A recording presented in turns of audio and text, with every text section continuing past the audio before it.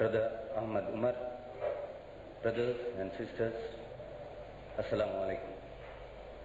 It is my proud privilege to welcome Brother Abdul Ahmad Umar on behalf of the Young Men's Muslim Association Conference to our national headquarters. I also take this opportunity to thank each and every one of you for being present here today. Praise be to Allah for having with us Brother Umar to speak to us on Islam and Christianity. You see before you a young, handsome professor of mathematics from Toronto, Canada, being TV broadcaster and author of several Islamic publications. He has become an authority on this particular subject. I am sure he will justify his thoughts to the conviction of all of us. There have been many people, or rather some people, to whom I have spoken to. In fact, it is not the subject that should have been the theme of tonight's lecture.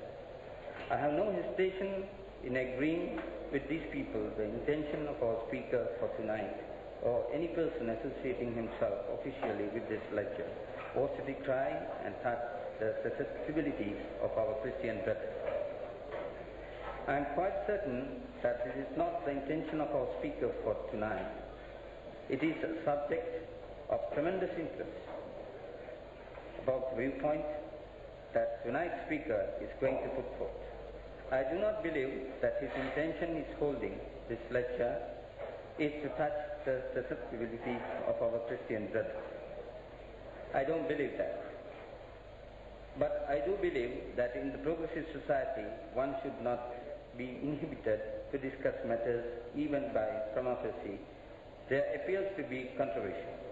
After all, if we are going to be inhibited discussions, discuss with dignity, with respect for the other man's feelings, if these are going to be inhibited, then I am afraid it will result in intellectual stagnation. And it will be a sad day for any community once has intellectually stagnated.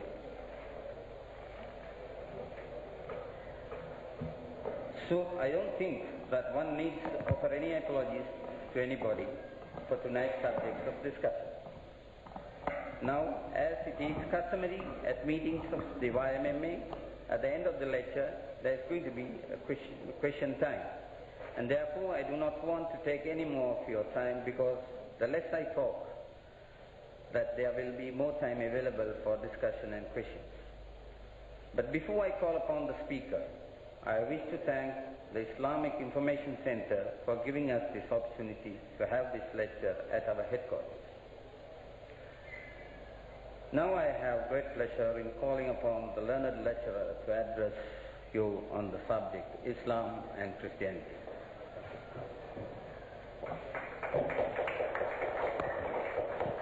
Bismillahirrahmanirrahim. Assalamu alaikum and welcome. I guess I have to start by telling you what I'm not. I'm not attached to some institution. I don't work these days. Last couple of years I haven't been working, so I'm not a professor of anything these days. I took a year off, and it is stretching into 3 years. I have to get back to work someday. So I'm not associated with somebody. I don't want to embarrass some institution or myself. I'm also not in the business of traveling around and giving testimonials, that is, telling people, you know, I used to be that, and it was so bad, and now I'm this, and it's so good. I'm not in that business either. I just had in mind to possibly bring to your attention some things that maybe you have heard of before, but you thought, well, that's all been figured out a long time ago. That's all old business. As to discussing Islam and Christianity, Muslims and Christians have been doing that from the start. There's an interesting booklet recently printed in England at the Islamic Institute in Leicester, which records the history of the first encounters with Christians and Muslims. How even in the time of the Prophet himself, the Bishop of Najran came with some of his people to Medina to meet the Prophet. They wanted to discuss Islam and Christianity. And the Prophet said, make yourself at home in the mosque. And so they stayed in the mosque and went on for some days of discussion. As to the subject at hand, Islam and Christianity, I'm afraid that the Muslim very often wants to take one big wide brush and use it to paint all the Christians one color. They ask simple questions like, what do Christians believe? Do you know, that's a more difficult question to answer than if somebody asked me, tell me, what do Americans eat? All kinds of things.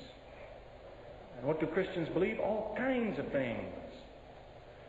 You have all sorts of people who say, we are the true Christians and those are the false Christians. And if you go down the street, that's the group who's saying the same thing. I say, no, we're the true Christians, those are the false Christians. There's hardly one statement that you can make about Christianity that every Christian would say, yes, that's true, that's what we believe. They come in all kinds. So please understand that if I try to talk about Islam and Christianity, anything I might say, there will be some Christians who will say that's absolutely right, and there will be some who will say, no, that's wrong. So it's not as though Islam has some kind of a view which is exactly opposite to what Christians have. As a matter of fact, there is virtually nothing that you could find anywhere in Islam that you can't find a church somewhere who says the same thing. Just recently there was a little book published by an American evangelical church on an important subject. They say one thing they know for sure, whatever Christianity is, we know one thing for sure, Christians shouldn't eat pork. They make a very big case out of it. Prove it from the Bible, because according to the Bible, a Christian should not eat pork. They stick to that very firmly. It's just showing you, here's one thing out of many, many things. Somewhere you find a church who will say, on that issue, the Muslims are right. So what I'm trying to say is, don't be confused if you have this attitude like, well, there's them and there's us. It's not as simple as that. Not nearly. There are many who approach very close to the Muslim idea on virtually everything. And so it is that the Muslim is not supposed to be in the business of saying to people, leave what you have and take what I have. He's not supposed to do that directly. That's not a starting point. The message of the Quran to every human being is, whatever you have, be careful. Don't commit excess.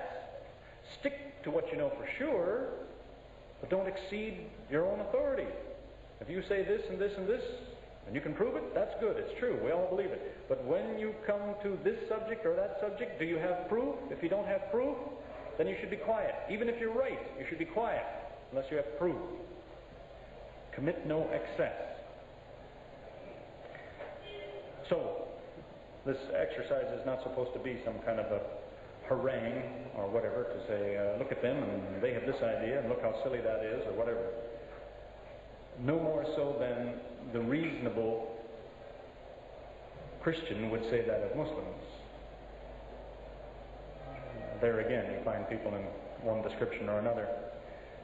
Just a few months ago, a man who is probably the leading intellect in the Catholic Church, Hans Kuhn, made his comment on what he thought the Quran was.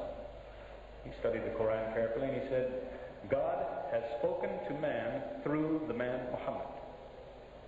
That's what Hans Kuhn says about the Quran. The New Catholic Encyclopedia says, in an article on the subject of Quran, that people have tried to explain it away for years. And in their own words, they say, out of all these explanations that have been offered to say it came from here, it came from there, it's not really a revelation, their own words, they say, today no sensible man accepts any of these theories. In other words, there still is not a sensible explanation for what is it if it isn't a revelation. So, some people are not automatically against you, is what I'm getting at. They call things for what they see things to be. 100 years ago, in the 1880s, when Pope